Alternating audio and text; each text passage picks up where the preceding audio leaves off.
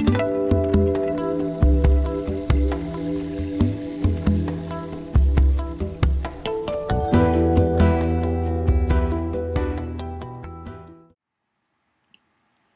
everybody, this is Swami Beyondananda, and I just got back from hyperspace, so forgive me if I'm a little hyperspacey. Well, here we are, December 2012, the shift of the ages, and many people are asking, why is this shift happening to me? Well, because shift happens, and the shift has hit the fan. And so this is a perfect time for us to upshift our karma into surpassing gear. Yes. And so here we are in these times of great change. It's true. People are consulting the great mystics on the planet. Now, as you know, there are two kinds of mystics in the world. There are the optimistics and the pessimistics. Now, the pessimistics believe that they are more in touch with reality, but for some reason the optimistics are happier and live longer. Now, the pessimists are the ones who've been telling us, the sky is falling, the sky is falling.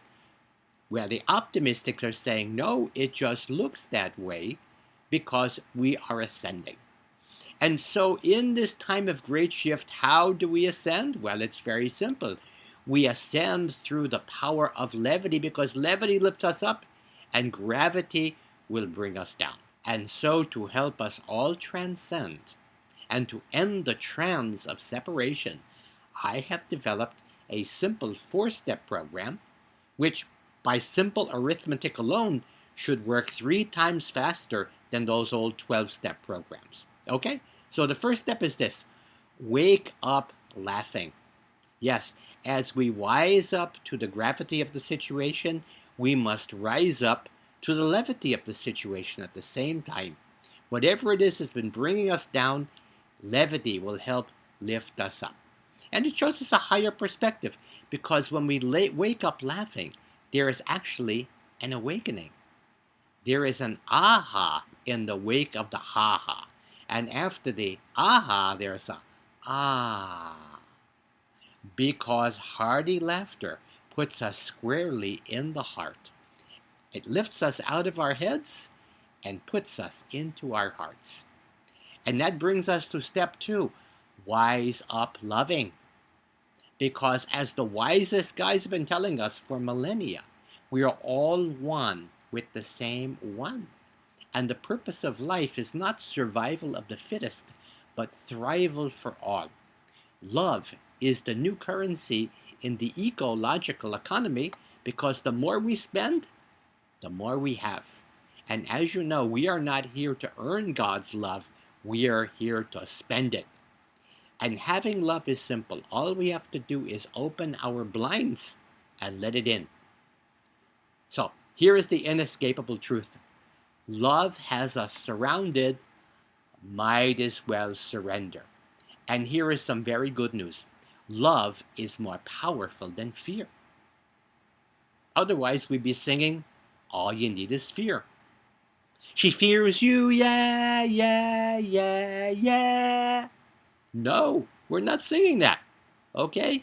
So, we might as well surrender to love. Yes, surrender to love. Let's give up the fight. If love is good enough for Jesus, Buddha, and the Beatles, it's good enough for me. And maybe if we had more Heartland Security, we would need less of the Homeland Security. Because our true security is in the land of the heart. In the head, we have beliefs that keep us separate. And what people believe is unbelievable. It's a dogma-eat-dogma world out there, I'm telling you. So, we have to leave the static of the head for the ecstatic of the heart, because the more we expand our hearts, the less we will need to shrink our heads. Now, step 3, grow up giving. If we want to overgrow the current dysfunction at the junction, we, each of us and all of us, we have to grow upward. Not just grow up, but grow upward. From children of God to adults of good. Now, while not many of us have seen God, we have all seen good. And we have all seen good, and good is good. Goodness gracious, gracious goodness is what we need right now. Yes.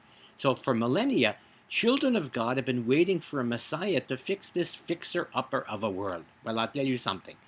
Now adults of good have realized the Messiah is a do-it-yourself job. And the party of life is strictly BYOB. Be your own Buddha.